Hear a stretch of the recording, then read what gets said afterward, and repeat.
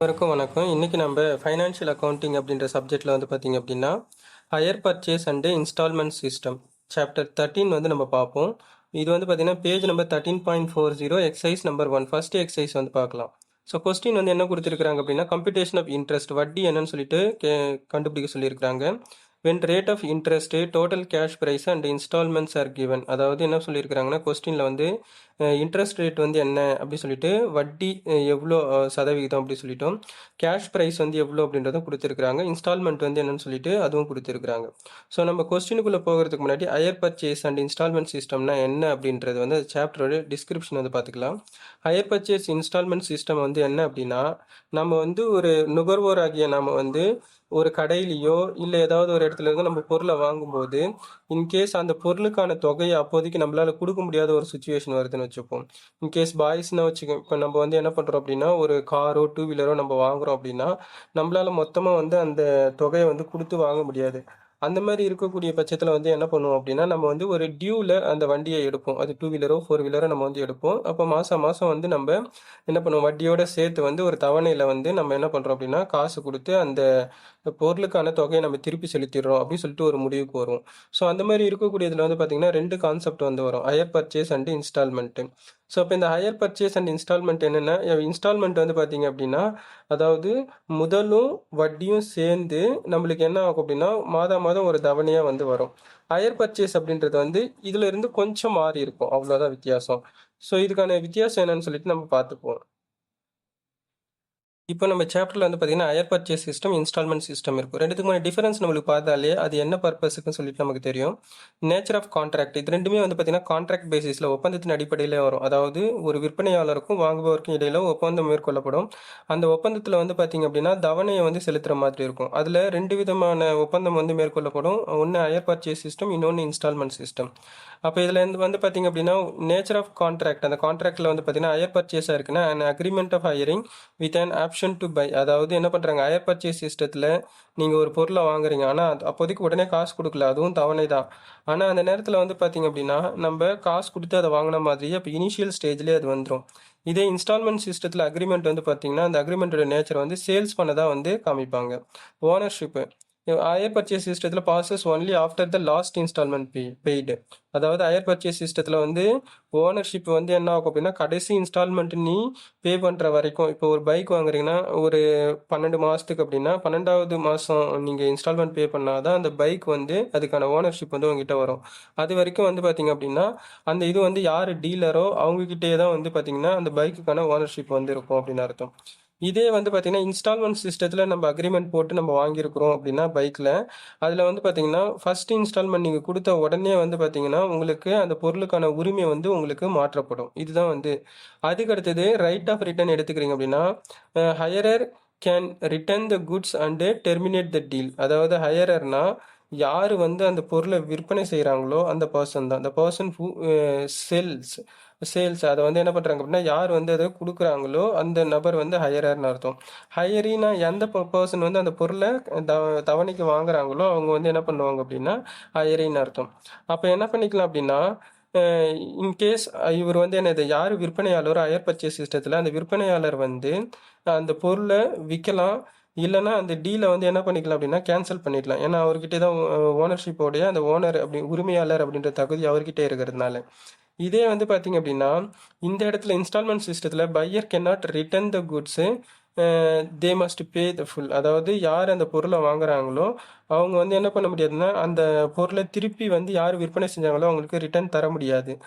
அப்போ என்ன பண்ணணும் அப்படின்னா ஒரு தடவை அந்த பொருளை வாங்கிட்டாங்கன்னா இன்ஸ்டால்மெண்ட் சிஸ்டத்தில் அதை கடைசி வரைக்கும் அந்த டியூ அமௌண்ட்டு கொடுத்தே ஆகணும். இதே ஹையர் பர்ச்சேஸ் சிஸ்டத்தில் அந்த பிரச்சனை கிடையாது. ஏன்னா ஓனர்ஷிப் வந்து விற்கிறவங்க கிட்டே இருக்கிறதுனால இன்கேஸ் அந்த பையர் வந்து என்ன பண்ணலாம் அப்படின்னா எனக்கு அந்த பொருள் வேணாம் அப்படின்னா திருப்பி அவங்க கிட்ட வந்து கொடுத்துக்கலாம். மேக்ஸிமம் வந்து பார்த்தீங்கன்னா இந்தியாவில் இந்த ஹையர் பர்ச்சேஸ் சிஸ்டம் வந்து ஃபாலோ பண்ண மாட்டாங்க, நடைமுறையில் இல்லை. அது வந்து அமெரிக்கா இந்த மாதிரி கேட்டகரிஸில் தான் இருக்குது.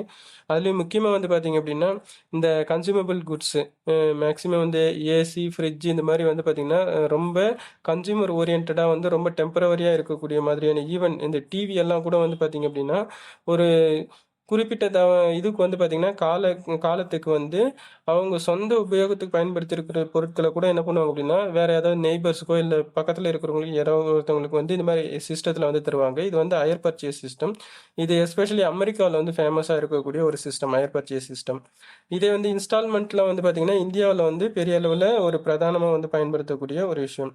அப்போ இதில் வந்து பார்த்தீங்கன்னா ரீபொசிஷன், அதாவது திருப்பி யார் எடுத்துக்கலாம். If the buyer defaults the seller can take back the goods. அதாவது ஹையர் பர்ச்சேஸ் சிஸ்டத்தில் பையர் வந்து என்ன பண்ணுறாரு அப்படின்னா அந்த இன்ஸ்டால்மெண்ட் அமௌண்ட்டை கொடுக்கல, தவணை தொகையை வந்து கொடுக்க முடியாத ஒரு சுச்சுவேஷனுக்கு வந்துடுறாரு அப்படின்னு நொடிப்பு நிலை அடைஞ்சிட்டாரு அப்படின்னும் போது அவர்கிட்ட இருக்கக்கூடிய பொருளை வந்து என்ன பண்ணிக்கலாம் அப்படின்னா ஓனர் திருப்பி எடுத்துக்கலாம் அப்படின்னு அர்த்தம்.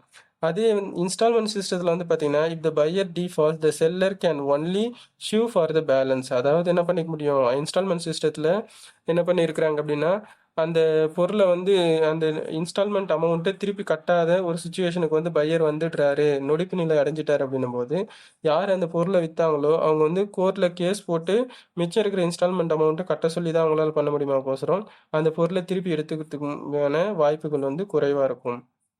அடுத்தது லாஸ். ஹையர் பர்ச்சேஸ் சிஸ்டத்தில் யார் வந்து லாஸ் எடுத்துக்கிறாங்க அப்படின்னு போன் பை த செல்லர். யார் விற்பனை செய்கிறாங்களோ அவர்கிட்டயே அந்த ஓனர்ஷிப் இருக்கிறதுனால இன்கேஸ் இதில் நஷ்டம் ஏற்பட்டாலும் அவரையே தான் சாரும். இதே வந்து பார்த்தீங்கன்னா இன்ஸ்டால்மெண்ட் சிஸ்டத்தில் நஷ்டம் யாரை சேரும் அப்படின்னு பார்த்தீங்கன்னா பையர். இதுதான் ரெண்டு பேருக்கு இருக்கக்கூடிய கான்செப்ட். ஸோ இதை பேஸ் பண்ணி தான் நம்ம வந்து சம்மு பார்க்க போகிறோம். இப்போ கொஸ்டின் வந்து பாருங்க, Raman purchase A motor car from Bharathan. அப்போ என்ன பண்ணுறாங்க, ராமன் வந்து பையர் பொருளை வாங்குறாரு, மோட்டார் கார் ஒன்று வாங்குறாரு. யார்கிட்ட, பரதன். அப்போ பரதன் வந்து செல்லர், விற்பனையாளர், ராமன் வந்து வாங்குபவர். என்ன வாங்குறாங்க, மோட்டார் கார் வாங்குறாங்க. அதோட கேஷ் ப்ரைஸ்னால் அந்த மோட்டார் காரோடைய மொத்த விலை, மொத்தமாக அதோடைய மோட்டார் சைக்கிளோட விலை வந்து பார்த்தீங்கன்னா 56,000. ஆன் எப்போ 1/1/1993 rupees 15,000 is paid on signing the contract. அப்போ என்ன பண்ணிட்டாரு, ராமன் கிட்ட வெறும் 15,000 தான் கையில் இருக்குது, 56,000 முழு தொகையும் அவரால் கட்ட முடியல, அதனால தவணைக்கு எடுத்துக்கலாம் அப்படின்னு சொல்லிட்டு அவர் வந்து முடிவு எடுக்கிறாரு. அதனால பரதனுக்கும் ராமனுக்கும் இடையில வந்து ஒரு ஒப்பந்தம் மேற்கொள்ளப்படுது. அப்போ அந்த ஒப்பந்தம் மேற்கொள்ளும் போதே வந்து பார்த்தீங்க அப்படின்னா ஒரு 15,000 வந்து என்ன பண்ணுறாரு அப்படின்னா ராமன் வந்து பரதனுக்கு கொடுக்குறாரு. அப்போது இதுக்கு பேர் வந்து டவுன் பேமெண்ட் அப்படின்னு அர்த்தம். அதாவது இனிஷியலாக வந்து என்ன பண்ணுறாங்க, தவணையெல்லாம் இது கொடுக்கறதுக்கு முன்னாடியே வந்து முன்பணமாக கொடுக்கக்கூடிய ஒரு அமௌண்ட்டு தான் வந்து பார்த்திங்கன்னா இந்த 15,000 அதை எடுத்துக்கிறாங்க. அப்போ 56,000 15,000 போயிடுச்சுன்னா மிச்சம் இருக்கக்கூடிய பேலன்ஸ் அமௌண்ட் இருக்குது பார்த்தீங்களா, அதை வந்து 3 இன்ஸ்டால்மெண்ட்டாக கொடுக்குறாங்க. அப்போ 3 இன்ஸ்டால்மெண்ட்டாக கொடுக்குறத அவர் வந்து சொல்லியிருக்கிறாரு. ஒவ்வொரு இன்ஸ்டால்மெண்ட்டுக்கும் வந்து பார்த்திங்க அப்படின்னா 15,000. அப்போ 3 இன்ஸ்டால்மெண்ட்னா 45,000. இந்த 45,000 இன்ஸ்டால்மெண்ட்டுன்னும் போது அந்த 15,000த்துக்குள்ளேயே வந்து வட்டியும் சேர்ந்து இருக்குதுன்னு அர்த்தம். எப்பவுமே இன்ஸ்டால்மெண்ட் அப்படின்னா பிரின்சிபல் ப்ளஸ் இன்ட்ரெஸ்ட்டு, முதல் மற்றும் வட்டி சேர்ந்தது தான் இன்ஸ்டால்மெண்ட், தவணை தொகை சொல்லுவாங்க. அப்போ நமக்கு வந்து வட்டியோட பர்சன்டேஜ் தான் கொடுத்துருக்குறாங்க. ரேட் ஆஃப் இன்ட்ரெஸ்ட்னும் போது வட்டியோட பர்சன்டேஜ். அப்போ அமௌண்ட் வந்து எவ்வளோன்னு நமக்கு கொடுக்கல. அப்போ அமௌண்ட்டு நம்ம கண்டுபிடிக்கணும். அப்போது calculate the amount of interest included in cash installment. அப்போ ஈச் இன்ஸ்டால்மெண்ட், ஒவ்வொரு இன்ஸ்டால்மெண்ட்டுக்கும் வட்டியினுடைய தொகை வந்து எவ்வளவு. அப்போ வட்டி சதவீதம் 5ஆக இருந்தால் வட்டியினுடைய தொகை எவ்வளவு அப்படின்றத கண்டுபிடிக்கணும். ஸோ அப்போ இதுக்கான ஆன்சர் வந்து நம்ம இப்போ பார்க்கலாம். அப்போ நம்மக்கிட்ட கேஷ் ப்ரைஸ் வந்து எவ்வளோ இருக்குது, மொத்தமாக அந்த வண்டியோட மொத்த விலை வந்து 56,000. அப்போ கான்ட்ராக்ட் அப்போ சைன் போடும்போது டவுன் பேமெண்ட் 15,000 கொடுத்துட்டாங்க. கொஸ்டினில் அப்போ 3 இன்ஸ்டால்மெண்ட்டு, ஒரு இன்ஸ்டால்மெண்ட்டு 15,000. இதிலே வட்டியும் சேர்ந்துருக்குது. வட்டியோட சதவீதம் வந்து 5%. இப்போ ஒவ்வொன்றுத்துக்குமே வந்து பார்த்திங்க அப்படின்னா வட்டி வந்து எப்படி அப்படின்னு சொல்லிட்டு பார்ப்போம். ஸ்டெப் 1 வந்து பாருங்கள், டோட்டல் அமௌண்ட் பெய்டு இன் இன்ஸ்டால்மெண்ட்டு. ஒரு இன்ஸ்டால்மெண்ட்டுக்கு டோட்டலாக எவ்வளோ பே பண்ணுறாங்க, 3 இன்ஸ்டால்மெண்ட். ஒரு இன்ஸ்டால்மெண்ட்டுக்கு 15,000னா 3 இன்ஸ்டால்மெண்ட்டுக்கு 45,000. அப்போ பேலன்ஸ் கேஷ் ப்ரைஸ் வந்து எவ்வளோ வருது, ஃபஸ்ட்டு வந்து பார்த்தீங்கன்னா 56,000. அதில் வந்து down payment 15,000.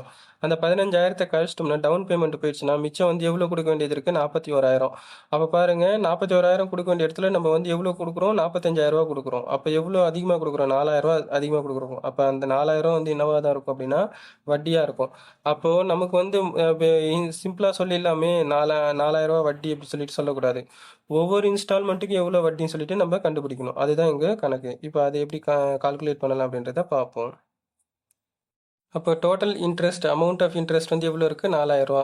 Step 2, calculate the interest included in each installment. ஏன் ஒவ்வொரு இன்ஸ்டால்மெண்ட்டுக்கும் நம்ம வட்டின்னு சொல்லிட்டு பார்க்குறோம் அப்படின்னா நம்ம ஒவ்வொரு தடவையும் நம்ம என்ன பண்ணுவோம், நம்ம இன்கேஸ் நம்ம இது மாதிரி தவணை முறையில் வந்து பொருளை வாங்கியிருக்கிறோம் அப்படின்னா, ஒவ்வொரு தவணையும் நம்ம கட்டும்போது நம்ம எவ்வளோ அசல் கொடுக்குறோம், எவ்வளோ வட்டி கொடுக்குறோம் அப்படின்னு சொல்லிட்டு நமக்கு தெரியணும். அதை தெரிஞ்சுக்கிறதுக்காக தான் நம்ம என்ன பண்ணுறோம் அப்படின்னா, இந்த மாதிரி ஒவ்வொரு இன்ஸ்டால்மெண்ட்டுக்கும் எவ்வளோ வட்டின்றதை கண்டுபிடிக்கிறோம்.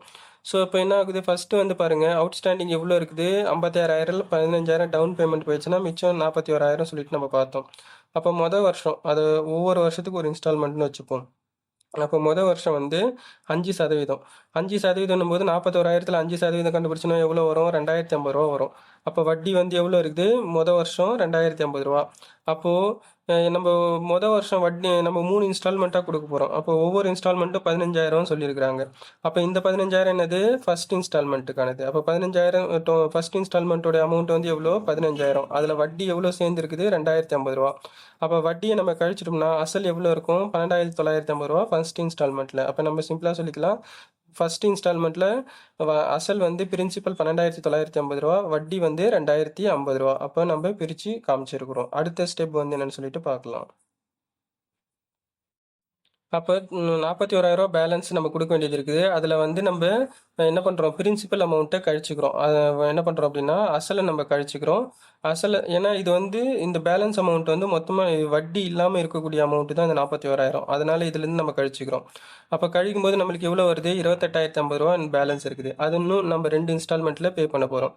அப்போ செகண்ட் ஸ்டெப் என்னன்னு சொல்லிட்டு பார்க்கலாம். இப்போ செகண்ட் ஸ்டெப் வந்து பார்த்தீங்கன்னா, நம்ம எவ்வளோ இன்னும் பேலன்ஸ் இருக்குது, 28,050 ரூபா. அதில் 5% கண்டுபிடிச்சோம்னா செகண்ட் இயருக்கான வட்டி வந்து எவ்வளோ இன்ஸ்டால்மெண்ட்டில் சேர்ந்துருக்குது, 1,403 ரூபா. அப்போ பிரின்சிபல் செகண்ட் இன்ஸ்டால்மெண்ட் எவ்வளோ கட்ட போகிறோம், 15,000. அதுவும் 15,000 தான். அதில் வட்டி 1,403 ரூபா கழிச்சோம்னா மிச்சம் வந்து அசல் எவ்வளோ இருக்குது, 13,597. அப்போ இதில் வந்து நம்ம இன்னும் பேலன்ஸ் எவ்வளோ இருக்குது, நம்மக்கிட்ட வந்து ஃபஸ்ட் இன்ஸ்டால்மெண்ட்டு போக மிச்சம் இருக்குது 28,050 ரூபா பேலன்ஸ் இருக்குது. அதில் வந்து அசல் 13,595 ரூபா பிரின்சிபல் அமௌண்ட் போயிடுச்சுன்னா மிச்சம் 14,453 ரூபா வந்து அடுத்த தேர்ட் இன்ஸ்டால்மெண்ட்டுக்கு போக போகுது. இப்போ இதுக்கு என்ன வட்டி அப்படின்றத நம்ம பார்ப்போம். அப்போ 3வது வருஷத்துக்கு வட்டி வந்து எவ்வளோ இருக்குது, இப்போ எவ்வளோ பேலன்ஸ் அமௌண்ட் இருக்குது, 14,453 ரூபா. ஆனால் நம்ம கொடுக்க வேண்டியதே வந்து பார்த்தீங்கன்னா அமௌண்ட் வந்து 15,000 ரூபா. அதனால் இதுக்கு நம்ம வந்து டைரெக்டாக 5% கண்டுபிடிச்சாலும் 547 ரூபா அப்படியே வந்துடும்.